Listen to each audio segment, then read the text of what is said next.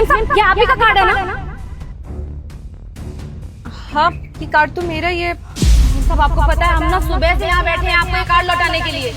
तुम मेरा सिर्फ एक कार्ड लौटाने आई हो? नहीं नहीं मेम साहब, सिर्फ कार्ड नहीं है, ये देखिए, ये पूरा का पूरा पर्स है, ये आप ही का है ना? अरे हाँ, ये तो मेरा पर्स है। तुम्हें कहाँ मिला? मेम साहब, पर्स ही नहीं, इसमें ये देखिए इतना सारा पैसा भी था। मेम साहब, इतना सारा पैसा तो हमने अपनी पूरी जिंदगी में नहीं देखा। हम कितना परेशान हो गए थे, बड़ी मुश्किलों से हमने आपका पता ढूंढा है। वो कहा है ना मैडम, आज सुबह ही हम गांव से यहाँ शहर में आए हैं। हाँ हाँ माँ, बहुत अच्छे से पहुंचे थे और खाना भी खा लिया है हमने आकर। माँ, अब जल्दी से ना हम यहाँ पर कोई नौकरी ढूंढेंगे बढ़िया सा, 10 से 12 हजार रुपए कमाएंगे महीने का, और हम आपको गाँव में भेजते रहेंगे। और उससे पहले जब हमारा पहला तनख्वाह आएगा ना, तो आएंगे गाँव, और जो हमारा फूटा हुआ मकान है ना, उसको पक्का करवाएंगे। चिंता करने की कोई बात नहीं है, हम हैं ना, तब तक कोई परेशानी नहीं झेलने देंगे आपको। फरस माम, थोड़ी देर में करते हैं तुमको कॉल, ठीक है? प्रणाम। रस पड़ा है किसी का। हे भगवान, इतना सारा पैसा, इतना सारा पैसा तो हमने एक साथ कभी देखा ही नहीं है। किसी का पर्स गलती से गिरा है, एक काम कर लेते हैं, रख लेते हैं, किसी को पता नहीं चलेगा।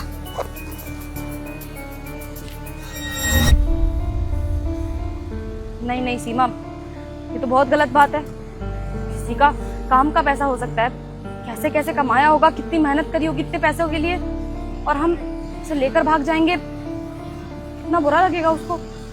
क्या पता वो ढूंढने के लिए आया अपना पैसा। गलत है। तुम्हारी माँ ने तुमको ये सब नहीं सिखाया कि तुम किसी के हक का पैसा मारो। एक काम करते हैं, यहीं बैठ जाते हैं और इंतजार करते हैं, जिससे किसी का भी होगा ना, आएगा लेने के लिए वापस।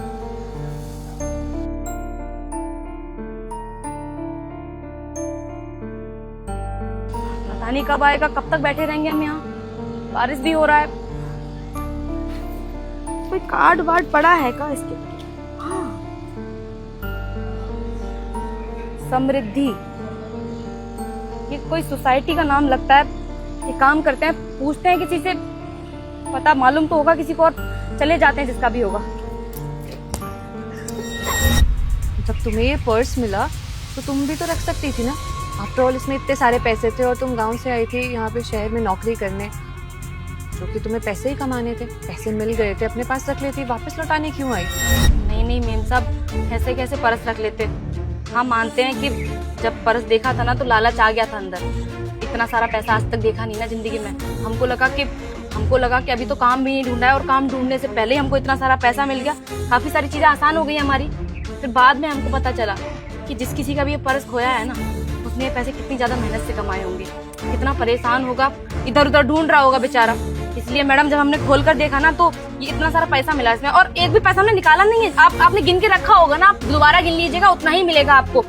इसमें ना ये जो कार्ड है ना, ये इसी के अंदर था, तो हमने इस पे पता देखा, तो हम पूछते पूछते यहाँ तक आ गए, और आप मिल गई हैं हमको। सब ये लीजिए, संभाल के रखिए, नहीं तो कोई और चोरी कर लेगा इसको। थैंक यू, तुम सच में बहुत ईमानदार। तुम्हारी जगह कोई और भी होता ना, तो पैसे कभी नहीं लौटाता, बल्कि पैसे लेके अपनी लाइफ एंजॉय करता, पार्टी कर रहा होता, ऐश कर रहा होता। लेकिन तुम, एक बार के लिए तुम्हारे मन में लालच आया, फिर तुम्हें अपनी माँ की सीख की याद आई, और यही होते हैं अच्छे संस्कार। जो कभी किसी का बुरा नहीं करते, उनके साथ भी कभी बुरा नहीं होगा। तुम देखना, तुम जिस काम के लिए शहर में आई हो, जरूर वो काम पूरा होगा। जैसे तुमने बताया ना कि तुम यहाँ पे काम के लिए आई हो, मतलब क्या काम ढूंढ रही हो तुम? सच बताएं मेम साहब, तो हम यहाँ नौकरी की तलाश में नहीं आए। मतलब हम नौकरी की तलाश में भी आए हैं, लेकिन साथ में हमारा यहाँ आने का दूसरा मकसद भी है। मकसद? कैसा मकसद? दरअसल बात ऐसी है मेम साहब कि इस शहर में ना हमारे पति रहते हैं। 2 साल पहले हमारा शादी हुआ था। शादी के वक्त हमारे बाबूजी ने ना हमारा पुश्तैनी घर बेच दिया था, क्योंकि लड़के वाले बहुत ज्यादा दहेज मांग रहे थे, और लड़का अच्छा था, शहर में कमाता खाता था, तो बाबूजी ने सोचा कि शादी करवा देंगे अपनी बिटिया का, तो जिंदगी सुधर जाएगा। सब शादी जब हुआ तो बहुत मोटा दहेज मांगा उन लोगों ने। बाबूजी ने जैसे तैसे बंदोबस्त किया, पैसों का उधार मांगा, ब्याज पे पैसा उठाया, दिया पूरा पैसा। और शादी के कुछ समय तक तो सब कुछ ठीक चलता रहा। उसके बाद हमारे पति को ना यहाँ शहर में आना था नौकरी करने के लिए। 2 साल से तो यही है वो, लेकिन उन्होंने हमसे सारे रिश्ते नाते तोड़ दिए हैं। ना ही फोन पे बात करते हैं, ना ही गांव में मिलने के लिए आते हैं। तो उन्हीं को ढूंढने के लिए यहाँ पर आए थे, और यहाँ पर आके पता चला कि वो तो पहले से ही शादीशुदा है। उनके 2 बच्चे भी हैं छोटे छोटे। अब हमको समझ में नहीं आ रहा है इतना बड़ा बात अपने घर वालों को कैसे बताएं। अगर उनको बताएंगे तो कहीं हमारे बाबूजी को दिल का दौरा ना पड़ जाए, इसलिए उनको बता नहीं रहे। सोचा है कि यहीं नौकरी वोकरी ढूंढ लेते हैं और बोल देंगे बाबूजी को कि मिल गए हैं, इन्हीं के साथ रहते हैं और वक्त वक्त पर पैसा देते रहेंगे गांव में, ताकि घर पे माँ बाबूजी हमारे सही से रह सकें, क्योंकि उनकी इकलौती औलाद है हम। क्योंकि मेम साहब हम ना अपने माँ बाबूजी की इकलौती औलाद हैं। अब जो भी है अपने माँ बाबूजी का सहारा हम ही है, हमको ही सब कुछ देखना है। हमारा तो जिंदगी बर्बाद हो गया शादी करने के बाद। वो लड़का तो फ्रॉड निकला, लेकिन कोई बात नहीं, अब हम अपना गृहस्थी खुद चलाएंगे, खुद नौकरी ढूंढेंगे और सब कुछ खुद करेंगे। अरे खैर ये सारी बातें छोड़िए ना, हम भी कहाँ अपनी बातें लेकर बैठ गए। मेम साहब परस दे दिया है, 1 भी रुपया चोरी नहीं किया है इसमें से, सब कुछ इसी के अंदर है, आप गिन लीजिएगा आराम से। पहली बात तो जिंदगी ने तुम्हारे साथ बहुत ज्यादती की है। तुम्हारे घर वालों को देख परख के शादी करनी चाहिए थी। अब लेकिन किस्मत में जो लिखा होता है वो हर इंसान को झेलना तो पड़ता ही है। पर तुम बहुत स्ट्रांग हो, सच में। तुम्हारे साथ जितना कुछ भी बीता उसको तुमने अपनी किस्मत नहीं समझा, उस किस्मत से लड़ने के लिए तैयार हुई हो और अपने पैरों पे खड़ा होना चाहती हो, अपने घर वालों के लिए बहुत कुछ करना चाहती हो। देखो ना, इतना सब कुछ हो गया लेकिन फिर भी तुम उन लोगों के बारे में सोच रही हो। तुम उन लोगों को ब्लेम नहीं कर रही हो कि उनकी वजह से तुम्हारी जिंदगी बर्बाद हो गई। तुम्हारे पेरेंट्स सच में बहुत लकी हैं कि उन्हें तुम्हारी जैसी बेटी मिली है। तुम्हारे पति ने तो तुम्हारे साथ बिल्कुल भी सही नहीं किया, उसको उसके किए की सजा जरूर मिलेगी। तुम देखना, ऊपर वाले के घर में देर है लेकिन अंधेर नहीं। आज नहीं तो कल उसको बहुत पछतावा होगा कि उसने एक लड़की का दिल तोड़ा, उसकी जिंदगी बर्बाद की। छोड़ो उसको, तुम अपनी जिंदगी की नई शुरुआत करने के लिए आई हो, उसके लिए ऑल द वेरी बेस्ट। और बहुत कम लड़कियां होती है ऐसे जो अपने आप को संभाल पाती है, अपनी जिंदगी की नई शुरुआत कर पाती है, ये सोचती है कि हम जिंदगी में कुछ कर पाएंगे। You will be inspiration for many women. अब बाय द वे, तुम यहाँ पे काम ढूंढने आई हो ना? जी मालकिन, अब मिल जाएगा कोई काम तो कर लेंगे हम। क्या क्या करना जानती हो तुम? हमको खेती बाड़ी करना आता है, खाना बना लेते हैं, और हाँ सिलाई बुनाई भी हमको बहुत अच्छे तरीके से आता है करना। देखो, खेती बाड़ी का काम तो यहाँ नहीं मिल पाएगा, और मुझे नहीं लगता कि तुम्हें साफ सफाई का या खाना बनाने का काम होना चाहिए। सिलाई बुनाई आता है ना तुमको? हाँ मेम साहब, हमको बहुत अच्छे से आता है। हम अपने गांव में अपने मोहल्ले की सारी औरतों का ब्लाउज सिलते थे। अरे ये तो बहुत अच्छी बात है। तुम्हें मालूम है, तुम जहाँ पे खड़ी हो, ये जो फैक्ट्री है, ये कपड़ों की फैक्ट्री है।